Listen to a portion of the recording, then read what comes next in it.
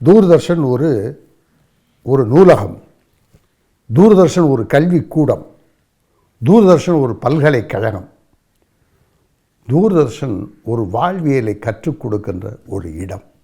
ஆகவே அது ஒரு பொழுதுபோக்கு சாதனமாக மட்டுமல்ல. இன்றைக்கு எத்தனையோ விஞ்ஞான வளர்ச்சியிலே வந்திருக்கலாம். ஆனால் இன்றைக்கும் நம்முடைய வீட்டிலே ஒரு மூதாதையர், நம்முடைய பாட்டனார், முப்பாட்டனார் என்ன அனுபவமிக்க செய்திகளை நமக்கு சொல்லுவார்கள்.